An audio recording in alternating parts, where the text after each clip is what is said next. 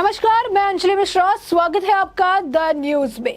आपको बता दें कि देश के प्रधानमंत्री नरेंद्र मोदी ने कल कर्नाटक में एक जनसभा को संबोधित किया था। इस दौरान उन्होंने कांग्रेस पर जमकर निशाना साधा था, तो वहीं दूसरी तरफ फ्रीबीज यानी फ्री रेवड़ी बांटने वाले नेताओं को सतर्क रहने की भी बात कही थी। और प्रधानमंत्री नरेंद्र मोदी के द्वारा दिए गए इन बयानों से कई सारे ऐसे लोग जिनका ना नाम लिया गया ना जिन्हें मेंशन किया गया, वो काफी ज्यादा आहत नजर आ रहे हैं। जी हाँ, बिल्कुल सही सुना आपने। हम बात कर रहे हैं आम आदमी पार्टी के नेता और सांसद संजय सिंह की, क्योंकि प्रधानमंत्री ने भले ही उनका नाम नहीं लिया, लेकिन जब बात फ्रीबीज की होती है तो आम आदमी पार्टी खुद पे खुद समझ जाती है कि बात उनकी ही हो रही है, क्योंकि मुफ्त की रेवड़ी बांटकर दिल्ली और पंजाब में सरकार बनाने का काम तो आम आदमी पार्टी और अरविंद केजरीवाल जी ने ही किया है। और इसी वजह से आज के वक्त में उनकी तरफ से उनकी पार्टी के आप कह सकते हैं सबसे अव्वल नंबर के प्रवक्ता बने हुए संजय सिंह, जो हर बात पर प्रेस कॉन्फ्रेंस और ट्वीट करने से बाज नहीं आ रहे हैं, उनका भी इस मामले पर टिप्पणी करना बनता था, जिसके बाद संजय सिंह द्वारा लंबा चौड़ा जो है ट्वीट किया गया है। और अगेन जो है विपक्ष के पास कोई मुद्दा नहीं है, तो उन्होंने एक बार फिर अदानी का मुद्दा उठाया है। आखिर क्या कहा प्रधानमंत्री नरेंद्र मोदी ने, जिसके बाद विपक्ष के पेट में ऐसी दर्द जो है हो रही है। कल खड़गे जी जो है प्रधानमंत्री के लिए आपत्तिजनक शब्दों का प्रयोग कर रहे थे, इन्हें सांप बता रहे थे, तो आज संजय सिंह जो है वो फिर से एक बार मोदी और अदानी का मुद्दा उठाकर लेकर आए। तो बता दें आपको कि प्रधानमंत्री नरेंद्र मोदी ने यह कहा था कि कुछ राजनीतिक दलों ने राजनीति को सिर्फ सत्ता और भ्रष्टाचार का साधन बना दिया है। इन दलों को देश के भविष्य, आने वाली पीढ़ियों और कर्नाटक के भविष्य की कोई चिंता नहीं है। ये कहते हुए प्रधानमंत्री नरेंद्र मोदी ने विपक्ष पर निशाना साधा था। प्रधानमंत्री मोदी ने वीडियो कॉन्फ्रेंसिंग के जरिए कर्नाटक में बीजेपी के कार्यकर्ताओं को संबोधित किया है और इस दौरान उन्होंने चुनावी मंत्र देते हुए कहा कि बूथ जीतेंगे तभी चुनाव जीतेंगे। पीएम मोदी ने कहा कि हमारे देश में कुछ राजनीतिक दलों ने राजनीति को सिर्फ सत्ता और भ्रष्टाचार का साधन बना दिया है। सत्ता को हासिल करने के लिए वे साम दाम दंड भेद हर तरीके का इस्तेमाल कर रहे हैं। साथ ही इन पार्टियों को देश के भविष्य की, आने वाली पीढ़ियों की, कर्नाटक के भविष्य की कोई चिंता नहीं है। उन्होंने कहा कि मुफ्त की रेवड़ी की राजनीति की वजह से कई राज बेतहाशा खर्च अपनी दलगत भलाई के लिए कर रहे हैं। राज्य डूबते चला जा रहा है और आने वाली पीढ़ियों का भी यह खा जा रहे हैं। देश ऐसे नहीं चलता, सरकार ऐसे नहीं चलती।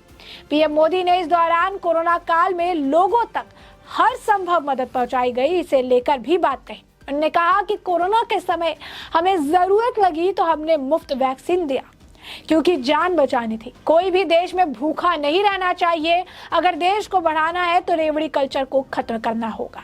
प्रधानमंत्री ने बताया कि बीजेपी आने वाले 25 सालों में भारत के विकास को लेकर काम कर रही है, जबकि विरोधियों का एजेंडा सत्ता हथियाना है और हमारा एजेंडा देश को 25 सालों में विकसित कराना है।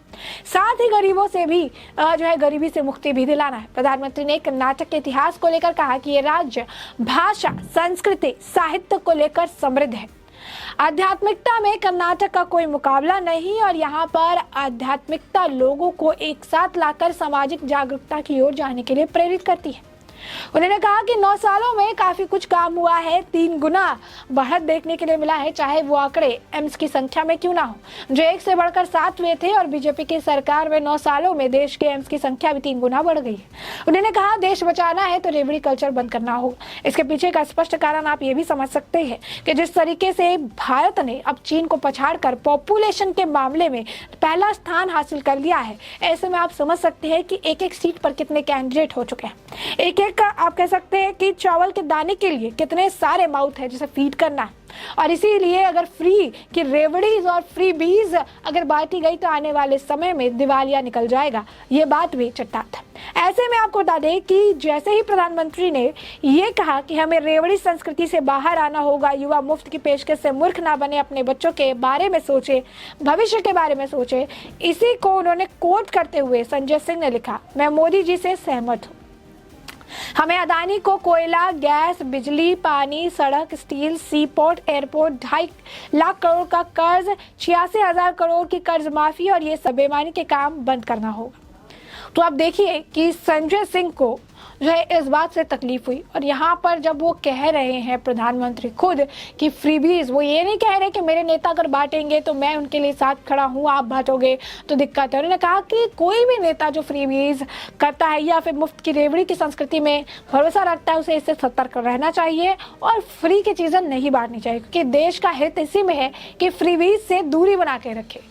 पॉपुलेशन में भारत नंबर 1 हो चुका है और ऐसे में रोजगार देना, हर इंसान को भरपेट खाना मिल पाना, जिस तरीके के रिसोर्सेस है उनका इस्तेमाल हो पाना मुश्किल होता जा रहा है। लेकिन राजनीति का स्तर देखिए कि जहां देश की भलाई की भी बात की जा रही है, तो आज आम आदमी पार्टी के नेता संजय सिंह जैसे लोग हैं जिन्हें ये बात रास नहीं आ रही है, जिन्हें इससे फर्क पड़ रहा है कि ये तो फ्रीबीज की बात कर रहे हैं, ये तो ऐसे कह रही हैं कि फ्रीबीज अगर होगा तो फिर जो है हमारी तो राजनीति खत्म हो जाएगी। हमने तो फ्री बिजली के नाम पर दिल्ली में सत्ता में काबिज हो गए, फ्री बिजली के नाम पे पंजाब में सत्ता में काबिज हो गए, लेकिन कुछ भी आज के वक्त में फ्री आता नहीं है। पेमेंट सरकार के खजाने से होता रहेगा। आने वाले समय में खजाना जब खत्म हो जाएगा तो जो इनके बच्चे होंगे, बच्चों के जो बच्चे होंगे, उनका भविष्य अंधकार में धकेल देंगे।